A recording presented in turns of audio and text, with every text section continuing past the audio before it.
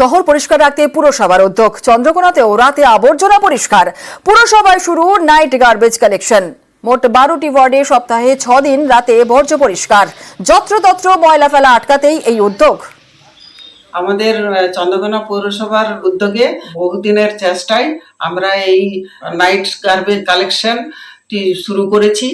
আজকে জনগণের স্বার্থে প্রতিটি ব্যবসায়ীদের জন্যই দিনের বেলা যেটা হয় তার সাথে সাথে আমরা নাইটেও এই পরিষেবাটা দিতে চাই। প্রতিটি মানুষের কাছে আমার বিনীত নিবেদন, যত্রতত্র নোংরা আবর্জনা না ফেলে আমরা যে বিন দিয়েছি সেই বিনের মধ্যেই যাতে করে আবর্জনা ফেলে আমাদের পৌরসভার কর্মীরা গিয়ে যে ওই নোংরা তুলে আনবে প্রতিদিন।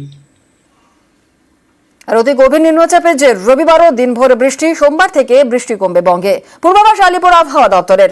আজ কলকাতা সহ আশপাশের জেলায় হালকা থেকে মাঝারি বৃষ্টির সম্ভাবনা রয়েছে। আর এদিকে টানা বৃষ্টিতে ফুঁসছে দক্ষিণের একাধিক নদী।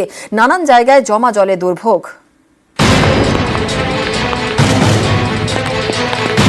অতি গভীর নিম্নচাপ সঙ্গে সক্রিয় মৌসুমী অক্ষরেখা জোড়া ফলায় শুক্রবার থেকে টানা বৃষ্টি দক্ষিণবঙ্গে। এতেই ফুঁসছে দক্ষিণের একাধিক নদী।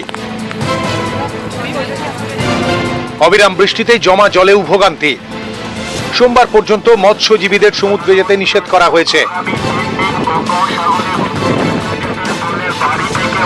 তবে আসার কথা শুনিয়েছে আলিপুর আবহাওয়া দফতর। আবহাওয়া দফতর জানাচ্ছে সোমবার থেকে বৃষ্টি কমবে বঙ্গে। সোমবার কলকাতা সহ আশেপাশের জেলায় হালকা থেকে মাঝারি বৃষ্টির সম্ভাবনা। ভারী বৃষ্টির সম্ভাবনা পুরুলিয়া, পশ্চিম মেদিনীপুরের মতো জেলায়। উত্তরবঙ্গে সোমবার দার্জিলিং, কালিম্পং, জলপাইগুড়িতে বিক্ষিপ্ত বৃষ্টির সম্ভাবনা। আবহাওয়ার উন্নতি মঙ্গলবার। দক্ষিণবঙ্গে 16 তারিখে বৃষ্টিপাত কমতে শুরু করবে। দু এক জায়গায় ভারী বৃষ্টির সম্ভাবনা থাকবে পুরুলিয়া, ঝাড়গ্রাম এই সাইডটায়।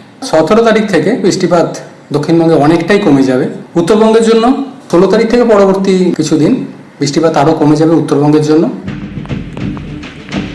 সোমবার থেকে বৃষ্টি কমার কথা বলছে আলিপুর আবহাওয়া দপ্তর, কিন্তু শুক্রবার থেকে টানা বৃষ্টিতে ফুঁসছে ঘাটালে শিলাবতী, কেঠিয়া সহ একাধিক নদী। চন্দ্রকোনায় রাজ্য সড়ক ডুবেছে জলে। চন্দ্রকোনার ঘোষকিরা এলাকায় জলের তলায় চলে গিয়েছে সাঁকো।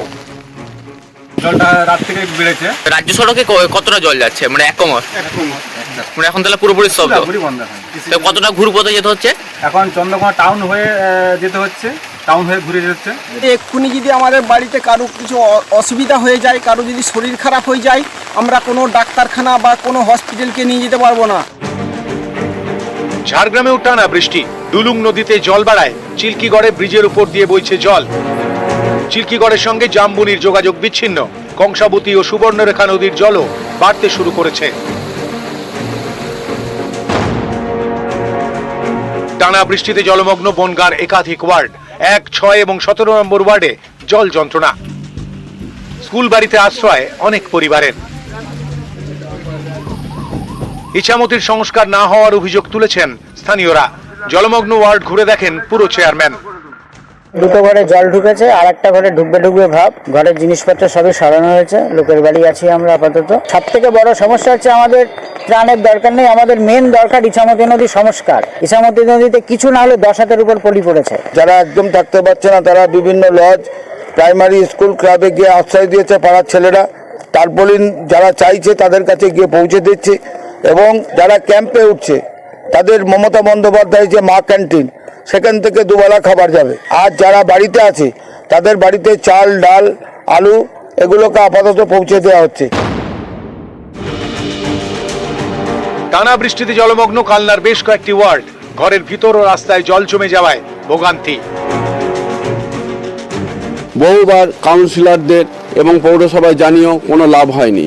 এই দুর্যোগ কবে কাটবে, কবে তারা ঘর থেকে বেরোবে, তারা এখন ওপরওয়ালার ওপরই ভরসা করে রয়েছে। অবিরাম বৃষ্টিতে জলমগ্ন খড়গপুর পুরসভার বিস্তীর্ণ এলাকাও। এই রাস্তায় সোজা যান, এই রাস্তায় যে কোনো মুড়িগাড়া ঢুকেন দেখতে পাবেন কোনো রাস্তায় ড্রেনের কোনো ব্যবস্থা নেই, নিকাশির এখানে কোনো ব্যবস্থা নেই। একদিনের বৃষ্টিতে প্রায় গড়ালির উপরে জল চলে আসছে, আর একদিনের বৃষ্টিতে হাঁটুর উপরে জল চলে আসবে। নিউজ 18 বাংলা।